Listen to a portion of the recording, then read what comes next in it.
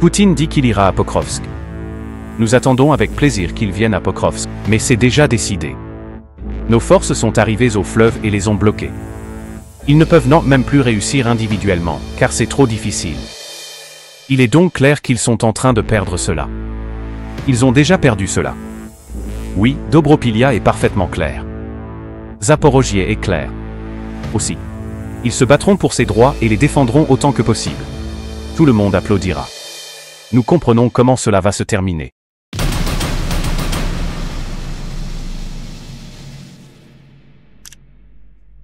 Depuis le début de l'année, nous avons synchronisé 11 séries de sanctions avec nos partenaires, 6 avec nos collègues de l'Union européenne, ainsi qu'avec les États-Unis, le Canada et le Royaume-Uni.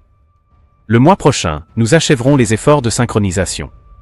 Nous remplirons tous nos plans et obligations.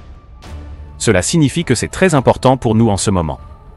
Et aujourd'hui, nous travaillons avec les ministres de l'énergie du G7. Nous travaillons à assurer la synchronisation entre les pays du G7. Qui aide? Les pays qui réduisent leurs importations avec la Fédération de Russie. Le Canada, l'Australie, le Royaume-Uni, le Japon et l'Union européenne.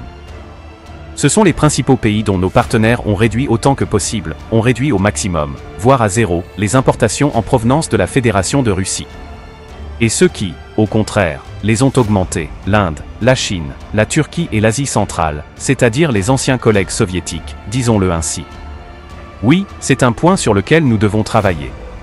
Nous avons une vision de la manière de travailler avec cela. Les sanctions américaines entreront probablement en vigueur autour du 20 novembre 2025, s'il n'y a pas de changement. Après ces sanctions, selon nos données, la Russie perdra 50 milliards de dollars américains l'année prochaine. Ainsi, nous comptons, pour ces pays clés qui ont augmenté leurs exportations, que les États-Unis et moi travaillerons à réduire autant que possible ces importations d'énergie en provenance de la Fédération de Russie. Parce que le ministre des Affaires étrangères vient de me donner toutes les données sur l'exemple de la Chine. Par exemple, la Chine a importé pour 120 milliards de marchandises.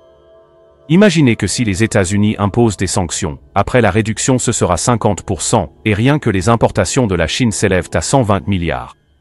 Ils sont le plus grand acteur, le principal soutien, dans cette guerre. Les experts internationaux estiment que l'impact économique du nouveau paquet atteindra jusqu'à 120 à 20 milliards de dollars. Ceci est également important car cela signifie une réduction directe des revenus du budget russe, qui sert principalement à financer la guerre. Nous surveillons la situation. Andriy Ivanovitch, désolé, c'est pour ne pas embrouiller qui que ce soit. Je parlais des sanctions américaines. De plus, il y a 50 milliards sur le pétrole, et une partie du 19e paquet va jusqu'à 120 milliards. En plus de ces sanctions, nous avons aussi ce qu'on appelle les sanctions cinétiques, c'est-à-dire des frappes et des opérations en profondeur avec des drones, UAV. Nous parlons d'une distance de plus de 120 km, c'est-à-dire plus de 100 km. Il convient également de souligner que nous poursuivions des objectifs légitimes afin de remplir les missions du commandant suprême, le président de l'Ukraine. La production et le raffinage du pétrole représentent 90% du budget du ministère de la Défense de la Fédération de Russie. En d'autres termes, ce sont des roubles du pétrole sale que l'ennemi utilise pour nous tuer. Ainsi, du début de 2025 à aujourd'hui, nous avons détruit 48% des obus de l'ennemi. C'est aujourd'hui une priorité. Cela a été reconnu par le président de l'Ukraine. Ils en produisent 30 par an, mais le nombre de ceux détruits est bien supérieur à celui qu'ils produisent. C'est pourquoi nous travaillons dessus. Comme toujours, nous vous tiendrons informés des résultats dans les communications officielles, de facto. Depuis le début de l'année, nous avons déjà adopté plus de 50 sanctions en vertu de ces décrets. Aucun autre pays n'a un tel rythme de travail. De plus, j'apprécie vraiment la possibilité de lier les sanctions critiques aux sanctions classiques. Je veux dire que lorsque nous frappons l'infrastructure critique de la Fédération de Russie, ils doivent aussi réparer les installations concernées. La réparation des installations est, d'une manière ou d'une autre, liée à la nécessité d'importer des composants. Les importations de composants, de technologies coûteuses et d'installations sont généralement déjà partiellement couvertes par des restrictions sectorielles, ou seront entièrement couvertes par des sanctions complètes dans un avenir proche. Pour la première fois, des informations sur la destruction d'Oreshnik sur le territoire de la Fédération de Russie ont été rapportées ici. Et lorsque cela s'est produit, veuillez lever le voile et dire s'il est possible de mettre en œuvre le même schéma en Biélorussie. Nous n'allons pas entrer dans les détails aujourd'hui. Comme je l'ai dit, parmi nos forces de défense, il y a le service de sécurité d'Ukraine. Le GUR et le service de renseignement extérieur ont également été impliqués dans cette opération. La destruction a été totale, à 100%. Ce fut une opération très réussie, mais elle n'a pas été rendue publique à l'époque. Je comprends que le sujet des sanctions est important. Mais qu'en est-il de Pokrovsk aujourd'hui? Quelle est la situation là-bas maintenant? Parce qu'une grande partie des informations russes sont fausses. Je vous demande de ne pas croire ce que dit la Russie. J'ai été dans certains bureaux. J'ai vu des cartes géométriquement régulières et différentes, j'ai vu une carte des combats sur le territoire ukrainien qui paraît, disons, étrange, et j'en ai vu d'autres aussi. Pour une raison ou une autre, nous avons différentes cartes des combats réels en Ukraine. Pourquoi celles des Russes sont différentes, c'est compréhensible.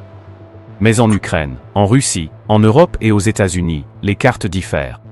Et à un moment donné, nous coordonnons tout cela, nous comprenons où il y a certains problèmes et où il y a certaines manipulations. C'est pourquoi la situation à Pokrovsk est compliquée. Vous voyez, toute leur force. Vous savez que dans cette direction, il y a 170 000 soldats ennemis, c'est énorme. Oh, vraiment, vraiment. Et le lendemain matin, j'ai parlé avec le commandant en chef. Il n'y a pas de changement à Pokrovsk. Il y a des Russes à Pokrovsk. Nos troupes les détruisent petit à petit.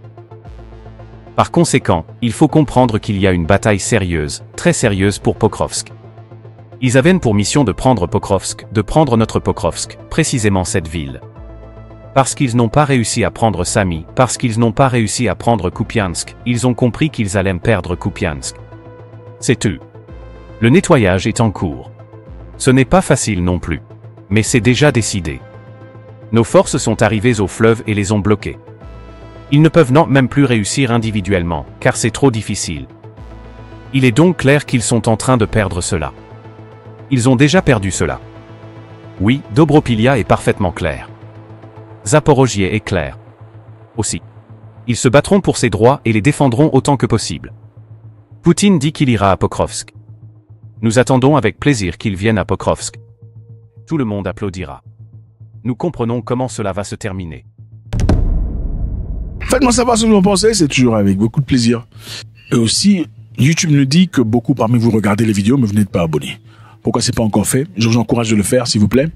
Et avant de quitter, on fait ça, ok? Ça ne vous coûte rien, ça nous fait du bien. God bless.